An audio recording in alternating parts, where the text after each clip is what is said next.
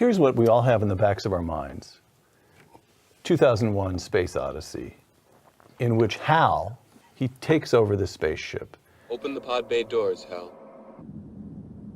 I'm sorry, Dave. I'm afraid I can't do that. What's the problem? I think you know what the problem is just as well as I do. It's a funny scene, but it's of course chilling. And in those days, it was fiction, which is why it was funny. Yeah. But that's what everybody has in his mind, that the machines will take over. They'll start giving us orders. You said you were taught by Henry Kissinger, or you were supposed to have been taught by him. Another person you know well is Ray Kurzweil. I do. Who is at Google now. And Ray Kurzweil wrote a book in 2005 entitled The Singularity is Near. And he argues that machines would become so intelligent that the distinction between computers and humans would disappear. Yeah. Hal would take over. And you say the machines will never be that smart, or you say it is in principle impossible. It doesn't matter how smart they are. Yeah, it's in principle impossible. That machines do not essentially think. They don't know anything. There are systems of gates, of dumb components.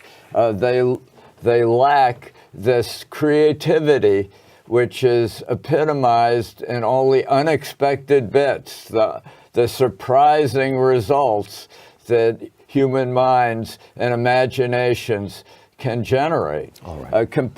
Computers are deterministic. They're machines. And Ray wrote a book called How to Create a Mind. It's a brilliant exposition of how to make a good speech recognizer. And in that book, he pretty much concludes that consciousness isn't really an issue. Consciousness is an emergent effect. It's an epiphenomenon of these machine processes that computer scientists understand. But this is just nonsense. If you don't understand consciousness, you don't understand thinking. Thinking doesn't produce consciousness. Consciousness produces thinking. And all these computer scientists are trying to explain away consciousness.